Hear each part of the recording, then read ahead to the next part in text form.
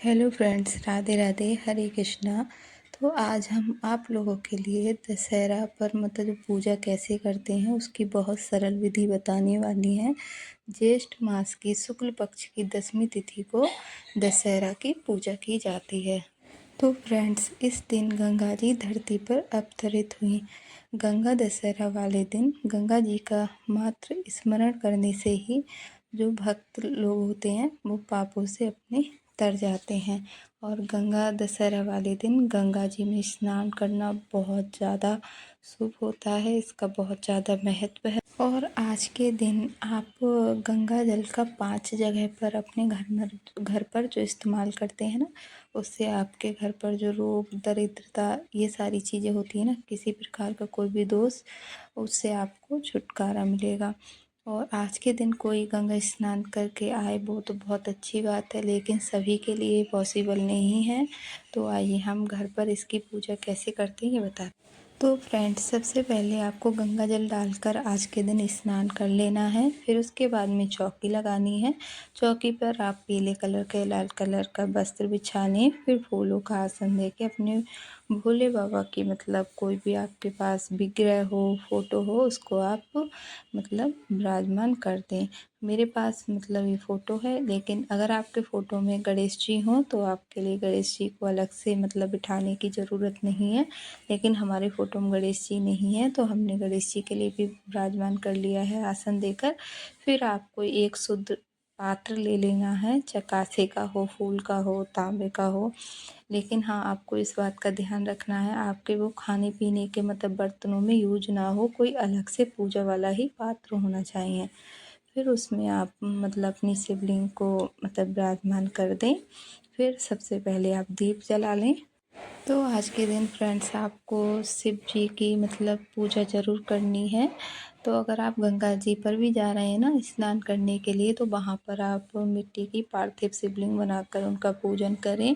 और घर पर है तो घर पर आप इनका पंचामृत से स्नान कराएं।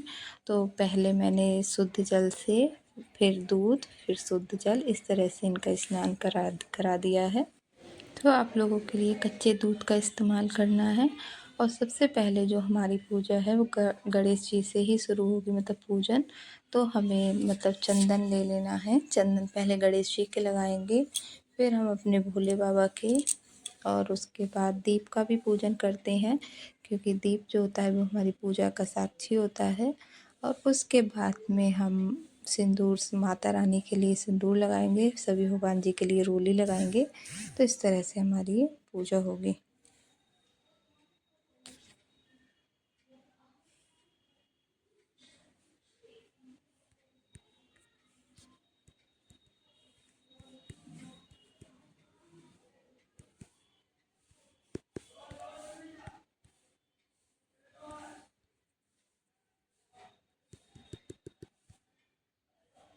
तो फ्रेंड, 2025 में 5 जून दिन पड़ रहा है गुरुवार।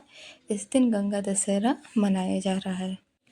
तो फ्रेंड्स, गुरुजी कहते हैं गंगा स्नान करने वाला ब्रह्मा विष्णु महेश तीनों देवों के लिए जो व्यक्ति गंगा स्नान करता है वो बहुत ज़्यादा प्रिय होता है। फिर हमने सभी के लिए चंदन रोली से तिलक कर दिया है।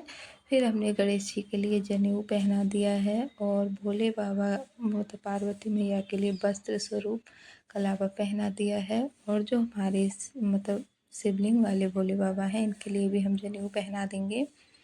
फिर अगर आपको आज के दिन बेलपत्र, समी पत्र ये सारी चीज़ें मिल जाए तो बहुत अच्छी बात है। तो आप वो सभी चीज़ें चढ़ाएं। मेरे लिए मतलब अभी बेलपत्र एक ही था, जैसे आपको 7, 5, 11 जितने भी मिल जाए उतना अच्छी बात है।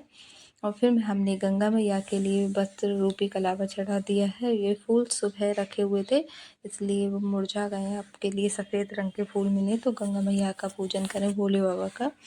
तो सफ़ेद रंग के पुष्प हों तो और अच्छी बात है। और वैसे तो आपके पास जो भी चीज़ हो आप भाव से पूजन करें। पूजा करना कोई भी ऐसी मतलब ये चीज़ नहीं है, ये कोई चीज़ अगर आपके पास ना हो तो आप उस चीज़ को मतलब परेशान हो, आपके पास जो भी चीज़ हो उससे पूजन करें। हमारे भोले बाबा बहुत ज़्यादा भोले हैं आपकी सारी मनोकामना पूर्ण करेंगे। फिर हमने समी पत्र चढ़ा दिए, बेलपत्र चढ़ा दिया और आपके लिए जो भी फल हैं, आम, खरबूज वगैरह, तरबूज, ये सारे फल भोग लगाएं, जल रख दिया है। और हाँ, गणेश जी के लिए, भोले बाबा के लिए तुलसी नहीं डालते हैं, तो हमने तुलसी नहीं रखी है। फिर आप अपने हिसाब से दक्षिणा रख दें जो आपको दान कर देनी है। फिर गंगा मैया के लिए हमने श्रृंगार का सामान चढ़ा दिया है। आप जितना चाहें उतना चढ़ा सकते हैं। आप वस्त्र भी चढ़ा सकते हैं। और गंगा मैया के लिए हमने मिश्री का भोग भी रख दिया है। आप वस्त्र चाहें, साड़ी, ब्लाउज का कपड़ा, मतलब जो भी चीज़ चाहें वो चढ़ा दें। फिर हमने इत्र सेवा भी दे दी है। और हाँ, फिर हमने कथा सुनी फ़ोन पर, मतलब कथा सुननी है आप लोगों के लिए।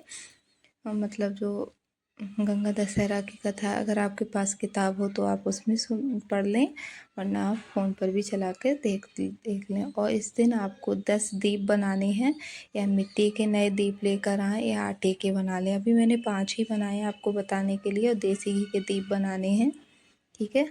तो फ्रेंड्स, आप लोगों के लिए आज 5 जगह गंगा जल का प्रयोग करना है, तो मैं वो बताती हूँ।